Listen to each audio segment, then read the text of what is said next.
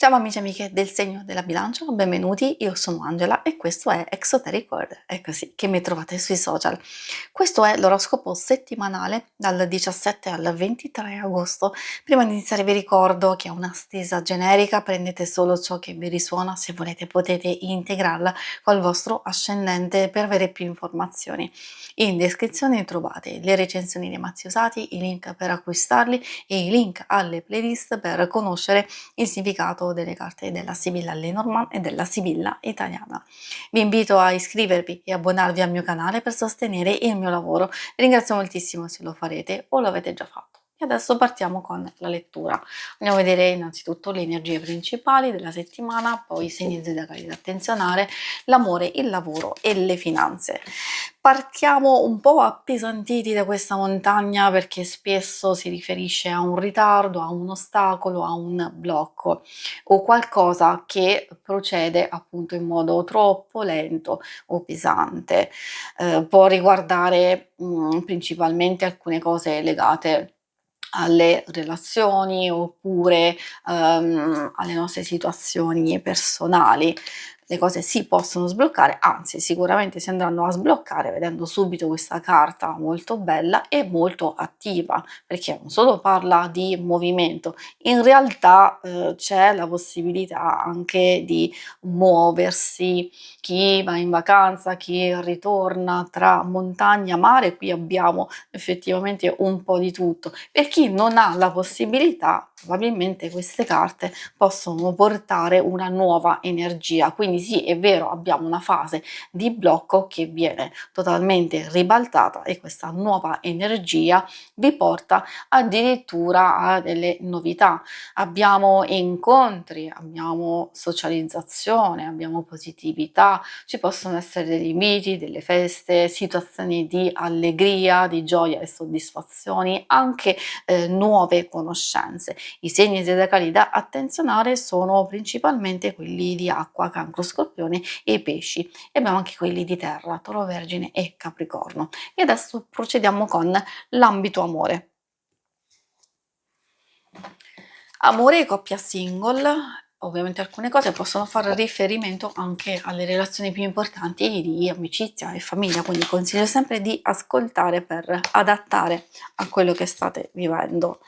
Il mio Sotis ha a che fare con i ricordi, con il passato, con la possibilità di recuperare obiettivi, propositi già prefissati, può avere a che fare anche spesso con un po' la tensione, la paura, la mancanza, quindi dei sentimenti non tanto facili da gestire e quindi trovarci in condizioni che sono totalmente passeggeri, quindi infatti è solo la fase iniziale, si può ritrovare subito armonia, pace, magari questo sapete già voi a quale circostanza, quale situazione, magari si può sentire la mancanza di una persona amata, si può sentire la mancanza con alcune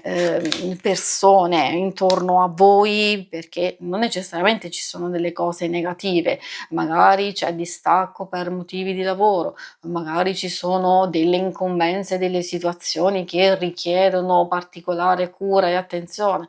Forse ci possono essere anche delle cose a livello personale che vi buttano giù di morale, però sono delle circostanze, come vi dicevo, che si possono superare, anzi lo vediamo anche dalla carta del Giglio che non va a intaccare la relazione stessa, perché si parla di intesa, si parla anche di possibili nuovi obiettivi e l'aconito ovviamente ci porta un po' all'attenzione, come vi dicevo, di cogliere forse delle circostanze, soprattutto quelle che emergono, per poterle risolvere. Se non avete voglia in questo momento, allora saprete che prima o poi lo dovrete fare perché alcune cose andranno a ripresentarsi e questo effettivamente vale anche, come vi dicevo, per un'amicizia o per qualche familiare. Per i single Ci può essere, non dico un ritorno del passato, a volte sono anche vecchi ricordi, vecchie situazioni che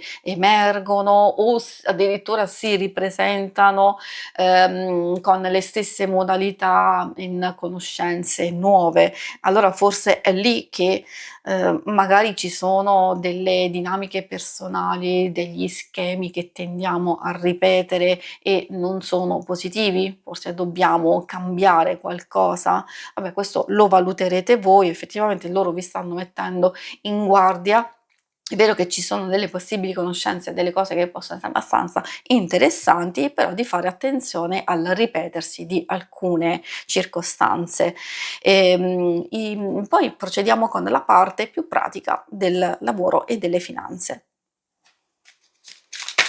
Allora, vediamo un po' che cosa vogliono dirvi. Iniziamo con leggerezza.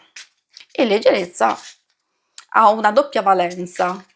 Visto che è una stesura generica, ve le dico entrambe così magari potete stare sia attenti a un tipo di leggerezza che è superficialità e disattenzione, quindi a una distrazione e qualcuno potrebbe rubare, tra virgolette, la vostra pazienza, il vostro impegno e la vostra generosità. Quindi attenzione a quelle persone che chiedono sempre favori o comunque non sono rispettose di voi e del vostro valore, eccetera. Quindi ci possono essere questi furti di energia, chiamiamoli così. Ovviamente di non distrarsi, di fare attenzione anche ad altre situazioni poco spiacevoli. Io ricordo, è ovvio che non lo voglio dire e lo dico solo per mettervi in guardia, perché purtroppo è il significato della carta stessa.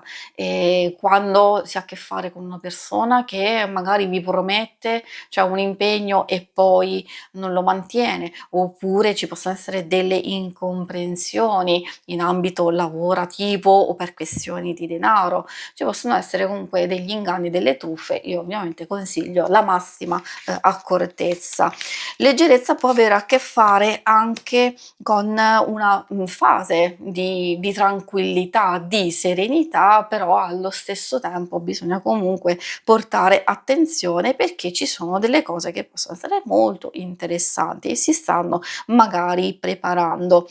Riunione ha a che fare con effettivamente proprio le riunioni per questioni lavorative, per prendere delle decisioni importanti, e soprattutto possono essere nuovi incontri e colloqui, e direi che questo può essere positivo per chi è alla ricerca di lavoro o chi sta pensando di fare grandi cambiamenti nella propria vita lavorativa. È ovvio che si deve adottare qualche escamotage, quindi magari anche voi potete farvi furbi e cercare delle situazioni che possono andare a vostro vantaggio.